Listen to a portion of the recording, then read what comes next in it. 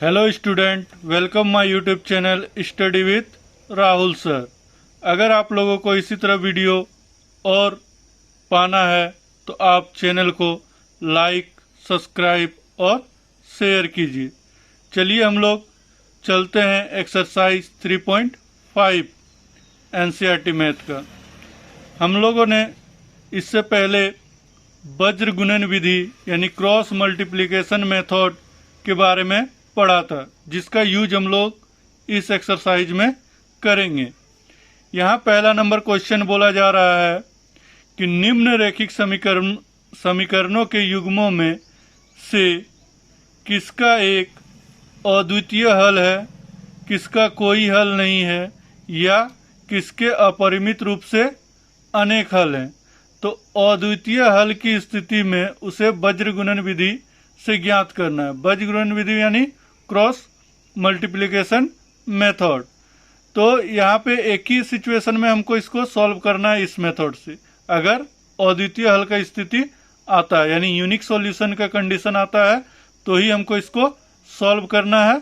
किस मेथड से? Cross multiplication method से।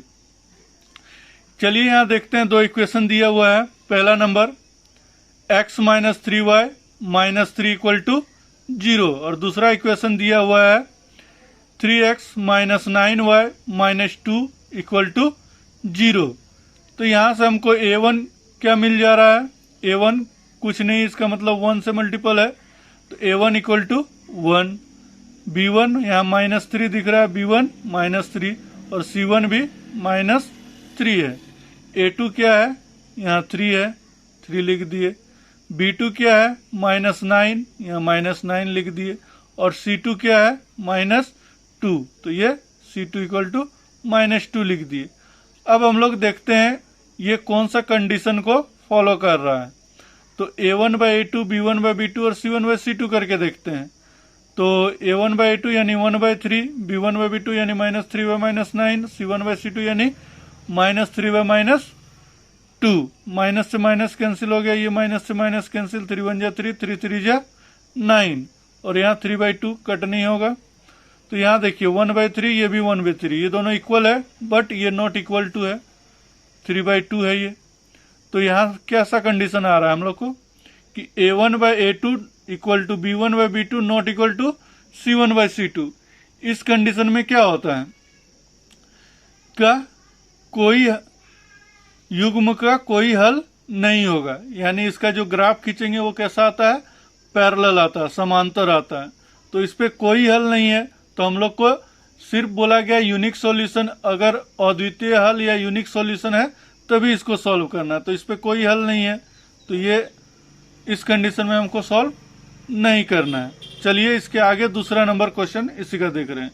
इस पे भी दो इक्वेशन दिया हुआ है, 2x plus Y equal to 5, फिर 3x plus 2y equal to 8। ये दो इक्वेशन दिया हुआ है जिसपे a1 इक्वल टू 2 हो गया, b1 इक्वल टू कुछ नहीं है तो 1 हो जाएगा, और c1 इक्वल टू 5 इधर आएगा तो माइनस 5 हो जाएगा।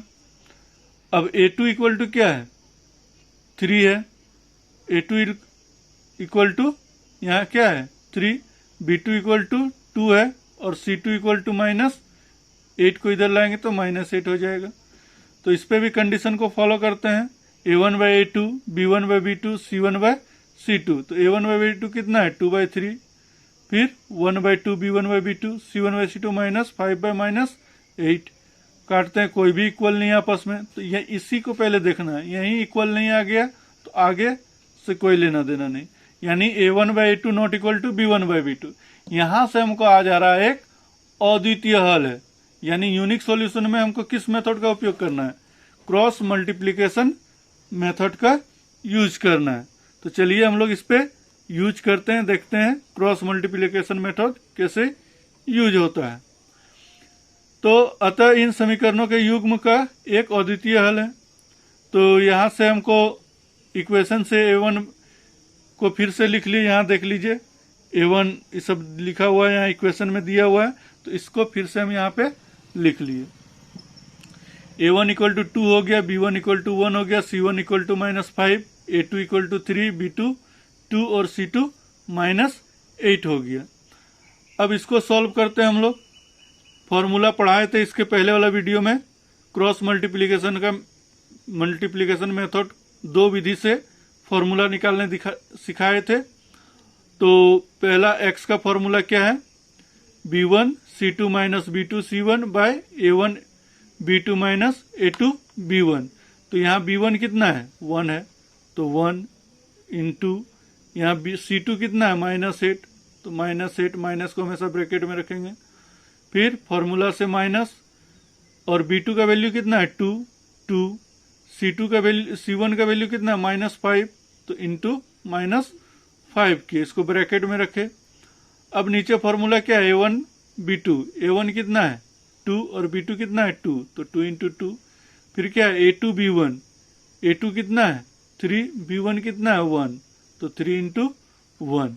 तो इसको सॉल्व करते हैं, -8 into 1 -8, minus minus plus plus, 5 2 जा 10, और यहाँ से 2 2 जा 4, 3 1 जा 3।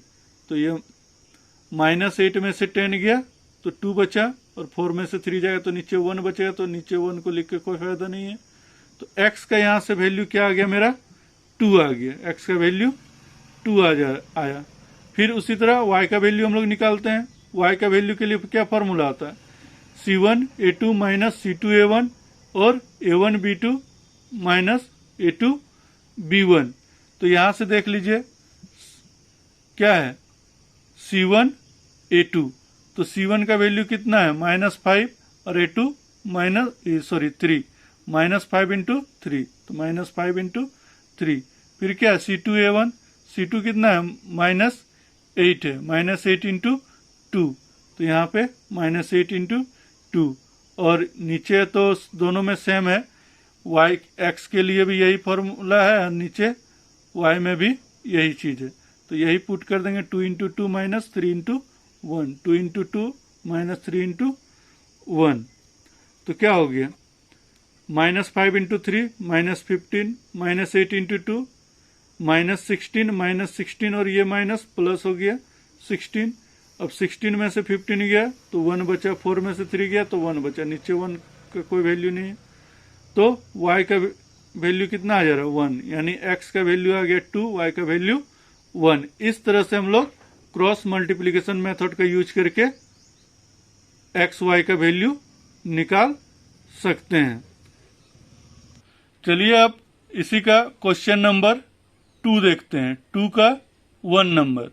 तो 1 नंबर 2 का 1 नंबर क्या बोला जा रहा है कि a और b के किन मानों के लिए निम्नरेखिक समीकरणों के युग्म के अपरिमित रूप से अनेक हल होंगे। तो अपरिमित रूप से अनेक हल, तो उसके लिए क्या कंडीशन होता है, a1 by a2 equal to b1 by b2 equal to c1 by c2। अपरिमित रूप से अनेक हल के लिए तीनों क्या होता है, आपस में इक्वल होता है। तो यहाँ पे हम लोग को 2 इक्वेशन दिया 2x, तो उसके लिए a और b का वैल्यू यहाँ निकालना है हमको। ये कंडीशन दे दिया गया है और a और b का वैल्यू निकालना है। तो देखते हैं कैसे निकलेगा। 2x plus 3y equal to 7, ये एक इक्वेशन है, और दूसरा इक्वेशन है a minus b x, a plus b y equal to 3a plus b minus 2, ये दूसरा इक्वेशन दिया गया। तो यहां से हम निकाल लेते हैं, a1 कितना हो गया 2, a1 2 हो गया, b1 कितना हो गया 3 लिख दिए, और c1 7 को इधर ले आए तो -7 हो गया। a2 कितना हो गया, a माइनस बी, एक्स का कोफिशियंट a माइनस बी है, a2 a minus B, b2 कितना हो जाए, y का कोफिशियंट a प्लस बी हो गया, और c2 ये टोटल c2 हो जाएगा, क्योंकि ये कांस्टेंट नंबर है। तो इधर लाएंगे तो ये माइनस में हो जाए, तो -3a प्लस बी माइनस 2। अब इसको सॉल्व करते हैं। ये कंडीशन हम लोग को दे दिया गया है, a1 by a2 equal to b1 by b2 equal to c1 by c2। तो यहाँ से हम पुट करते हैं 2 बाई a1 बाई a2 यानी 2 by a minus b, 2 by a minus b, b1 by b2 यानी 3 by a plus b, 3 by a plus b equal to c1 by c2 यानी 7 by 3a plus b minus 2। चलिए इसको solve करते हैं। तो इसको और इसको एक बार एक्स इसके साथ कांस्टेंट नंबर को, अब इसके साथ कांस्टेंट नंबर को सॉल्व करते हैं, या भी इसके साथ भी कर सकते हैं क्योंकि तीनों आपस में इक्वल है।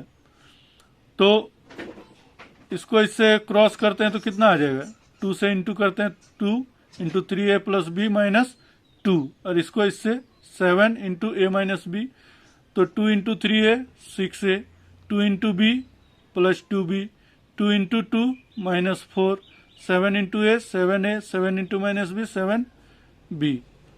तो यहाँ से मेरा 6a, अब 7a को इधर ले आया, माइनस 7a हो गया, 2b 7b को इधर ले आया, प्लस 7b हो गया, यहाँ माइनस 4 था, माइनस 4 इक्वल टू 0। अब 6a में से माइनस 7a गया, माइनस a बचा। अब 7b और 2b कितना हो गया, 9b हो गया, और माइनस 4 पहले से था, माइनस 4 इक्वल टू 0। ये इक्वेशन 1 हो गया। यहाँ से हमको इक्वेशन 1 मिल गया।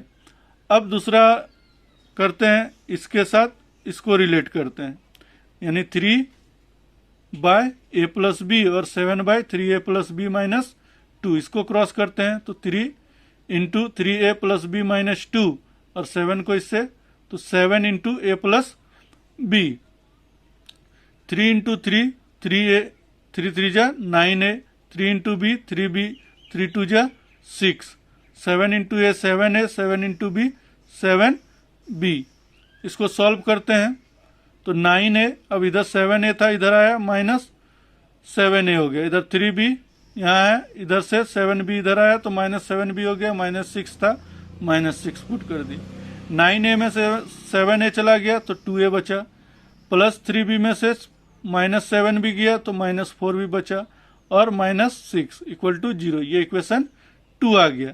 तो इक्वेशन 1 और 2 से हमको क्या मिल गया, a1 मिल गया। अब यहाँ देखिए, यहाँ a है और छोटा a ही लिखेंगे तो दिक्कत होगा, तो हम कैपिटल A ले लिए a1, तो a1 क्या हो गया, यहाँ कुछ नहीं है तो 1 होगा, और यहाँ माइनस है तो माइनस 1। b1 कितना हो गया 9, c1 कितना हो गया माइनस 4, और a2 कितना हो गया 2, b2 कितना हो गया माइनस 4, और c2 कितना हो गया माइनस 6। तो यहाँ से हमको a1, a2, b1, b2 और c1, c2 पता चल गया। अब इसको a का वैल्यू हमको निकालना, यहाँ तो x नहीं निकालना, a निकालना, तो फॉर्मूला पुट कर देते हैं b1 c2 minus b2 c1 bye a1 b2 minus a2 b1। तो b1 का मान वैल्यू कितना है 9, वहाँ लिख चुके हैं नीचे, यहाँ देखिए लिख चुके हैं सब, a1 b1 सब लिख दिए हैं, उसका वैल्यू यहाँ से पुट करके लिख देते हैं। तो 9 into minus 6 minus 54, 4 into 4 minus minus plus, ये फिर माइनस माइनस हो गया, 16 हो गया, और 4 माइनस 4 इंटू 1 प्लस 4, 9 इंटू 2 18, और ये माइनस, तो माइनस 54 और माइनस 16 कितना हो गया माइनस 70, और माइनस 18 में से 4 गया माइनस 14, तो माइनस माइनस कैंसिल हो गया, और 14 5 जा 70। तो यहाँ से a इक्वल टू कितना आ गया 5 आ गया, a का वैल्यू आ गया। अब b का फॉर्मूला पुट करते हैं, तो c1 a2 minus c2 a1, a1 b2 minus a2 b1, formula put कर देते हैं, वैल्यू पुट कर देते हैं। अब minus 4 into 2 minus 6 into minus 1, और minus 1 into minus 4, minus formula से 2 इंटू 9, तो माइनस 4 इंटू 2 कितना हो गया minus 8, minus minus plus, plus minus minus, 6 into 1 minus 6, और यहाँ minus minus plus, 4 into 1 4, 9 into 2 18, minus 18। तो माइनस 18 और माइनस 6, माइनस कितना हो गया 14, और माइनस 18 में से 4 गया माइनस 14, 14 से 14 कैंसिल हो गया 1 बार में, तो b का वैल्यू कितना आ गया 1, a का वैल्यू 5 और b का वैल्यू 1। इस तरह से मेरा आंसर आ गया। अब चलते हैं इसी का 2 नंबर में। इस पे बोला गया k के किस मान के लिए निम्न रैखिक समीकरणों के युग्म का कोई हल नहीं है। कोई हल नहीं का मतलब क्या हो गया, a1 by a2 equal to b1 by b2 not equal to c1 by c2, यानी ये कैसा होगा, कोई हल नहीं है तो इस ग्राफ खींचेंगे तो ये कैसा आएगा, पैरेलल आएगा। तो इस पे हम लोगों को k का वैल्यू निकालने बोला गया। तो इसका कंडीशन क्या है, a1/a2 equal to b1/b2 not equal to c1/c2। तो a1 कितना है 3, a2 कितना है 2k-1, 3/2k-1। तो ये दोनों इक्वल है तो इसी से रिलेट करेंगे हम लोग। ये तो नॉट इक्वल टू है तो इससे रिलेट नहीं कर सकते हम लोग। और b1/b2 यानी 1/k-1, 1/k-1 इसको क्रॉस करते हैं। तो क्रॉस करेंगे तो क्या हो जाएगा, ये इससे इंटू हो जाएगा, ये इससे इंटू हो जाएगा, यानी 3 × k-1, इधर 1 से इंटू है तो वही रहेगा 2k-1, 3 × k 3k, 3 इंटू -1 -3 और 2k-1, 2k को इधर ले आए, 3k इधर प्लस था इधर आया -2k हो गया, 3 इधर माइनस है इधर जाएगा प्लस हो गया। तो 3k में 2k गया, क्या बचा, k बचा, और +3 में से 1 गया तो 2 बचा, यानी यहाँ से k का वैल्यू मेरा कितना आ गया, 2 आ गया। इसी तरह और वीडियो चाहते हैं तो वीडियो को लाइक, सब्सक्राइब और शेयर कीजिए। धन्यवाद।